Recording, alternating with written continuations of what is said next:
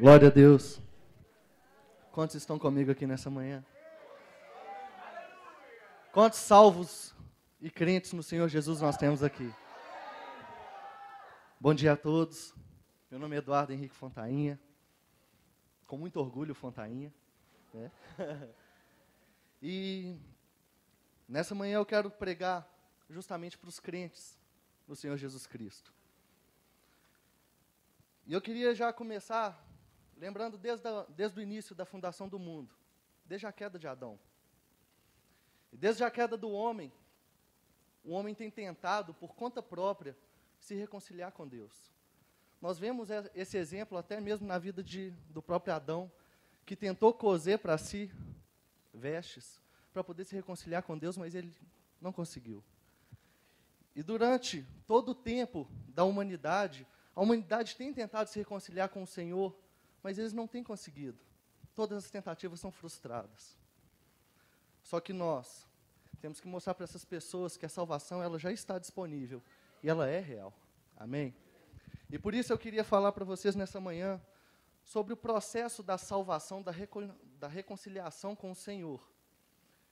E o meu título é justamente uma pergunta: reconciliação. Eu sou alvo ou sou ministro dela? E para isso eu queria que você abrisse sua Bíblia comigo lá em Colossenses, capítulo 1. Colossenses, capítulo 1, versículos 13 e 14.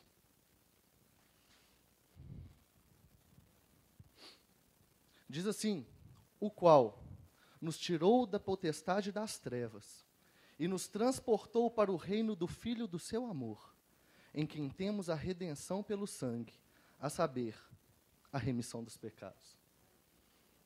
Eu dou graças a Deus pela palavra de Deus toda, mas esse versículo em específico, ele fala tudo a respeito da minha vida. Porque ele me libertou do império das trevas e me transportou para o reino do seu Filho. E nós vemos nesse versículo todo o processo de salvação. E nesse processo de salvação nós vemos alguns estágios, onde o primeiro desses estágios é a potestade das trevas, onde todo homem estava, e alguns ainda estão. E eu vejo nesses estágios que todo ser humano está em um deles. Em um desses estágios todo ser humano está. E o primeiro deles é o da potestade das trevas, e que nos faz lembrar lá de Efésios, capítulo 2, versículo 12, por coincidência ou não, o mesmo Paulo falando, que diz que naquele tempo estáveis sem Cristo, separados da comunidade de Israel e estranhos às alianças da promessa, não tendo esperança e sem Deus no mundo. Todo homem perdido, ele está sem Deus no mundo, ele fica numa situação realmente de trevas, literalmente de trevas, onde ele não tem conhecimento, onde ele não tem noção de nada, nem daquilo que ele pode fazer, daquilo que ele tem para fazer. É uma situação de perda total. Mas graças a Deus, porque o Senhor Jesus ele nos providenciou o segundo estágio, que para mim é praticamente uma transição, que o segundo estágio é o transportados para o seu reino. E nós somos transportados para o reino, e lá em Efésios, capítulo 2 ainda, Paulo continua: mas agora, em Cristo Jesus, vós, que estáveis longe, já pelo sangue, chegaste perto. Eu dou graças a Deus por isso, porque nesse segundo estágio nós vemos uma mudança de situação em que agora você não está mais na potestade das trevas, os seus olhos não estão mais fechados, mas você agora faz parte de um reino de luz. E nessa transição, nós vamos justamente para o terceiro estágio. E o terceiro estágio que nós vemos lá em Colossenses capítulo 1, no versículo 14, é a remissão dos pecados pelo sangue. Muitos de nós já, com certeza a maioria que está aqui, lembra do que está escrito em 2 Coríntios, capítulo 5, versículo 21, que diz que aquele que não conheceu o pecado, Deus o fez pecado por nós, para que nele fôssemos feitos a justiça de Deus. Isso me faz lembrar também de Romanos, capítulo 8, versículo 1, que diz que agora já não há mais condenação para aqueles que estão em Cristo Jesus. Então eu vejo aqueles crentes e salvos no Senhor Jesus Cristo no terceiro estágio. Quantos aqui estão no terceiro estágio?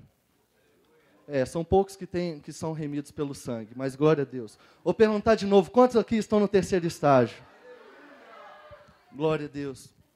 Então, esses são os 3 estágios num processo de salvação, e eu vou recapitulá-los com vocês, me lembrando de uma ilustração que Deus me deu a respeito dessa passagem, quando eu estava estudando a respeito dela.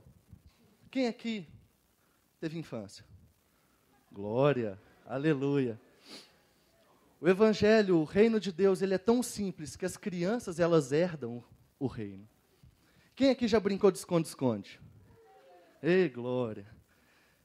Guardadas as devidas proporções e até diferenças de regionalidade, eu queria lembrar com vocês o seguinte: em que consiste a brincadeira de esconde-esconde? Tem um pega, né? Quem já ouviu pega? Já ouviu falar pega? Ah, amém, glória a Deus. Tem o pega, que ele começa a contar e as outras pessoas começam a correr e se esconder. Até o ponto em que elas procuram um momento oportuno para correr até o pique, não é? O pique. Corre até o pique, coloca a mão lá e diz o quê? 1, 2, 3, estou salvo. Olha! Glória! Aí fica a pergunta, mas por que 1, 2, 3, estou salvo? Aí eu fiz que nem a Juliana, que pregou ontem. Não fui até o original, né, do grego e tal. Fui só na língua portuguesa, em que salvo quer dizer saindo de uma situação de perigo. E quando nós vemos isso claramente na brincadeira de esconde-esconde, onde a pessoa estava numa situação de perigo em que ela tinha que se esconder, tinha que correr, mas na hora que ela chega lá e fala 1, 2, 3, eu estou salvo, ela pode andar normalmente, ela pode andar tranquilamente. E eu digo para vocês que desde a queda de Adão, o diabo tem brincado de esconde-esconde com muitas pessoas. Tem brincado de esconde-esconde com o mundo e brincou de esconde-esconde com você também. Só que o seguinte, como eu disse para vocês, todas as tentativas humanas, elas foram frustradas de obter a salvação por conta própria, a reconciliação com Deus. E nós lembramos também que tinha uma pessoa em particular, nessa brincadeira de esconde-esconde, que era a última. A última pessoa, a gente até brincava, fulano, não vem agora não, que o pega ainda está aqui. Espera aí. Mas por quê? Porque esse último, ele podia chegar e salvar todos. E quando o diabo já tinha pegado todo mundo, já não só faltava um. E o diabo estava doido para pegar esse um. Cadê ele? Cadê ele? Eu tenho que pegar. Até a época em que passou o primeiro dia, o 2, o 3, Jesus colocou as 2 mãos na cruz e falou, eu salvo todos. E todos nós somos salvos no Senhor Jesus, somos reconciliados com Deus, graças à salvação que o Senhor nos deu. E eu quero que você venha comigo para 2 Coríntios, capítulo 5, versículos 18 e 20, na parte A.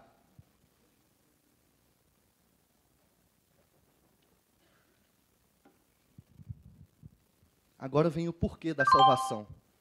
2 Coríntios, capítulo 5, versículos 18 e 20, diz, e tudo isto provém de Deus, que nos reconciliou consigo mesmo por Jesus Cristo, e nos deu o ministério da reconciliação, de sorte que somos embaixadores da parte de Cristo.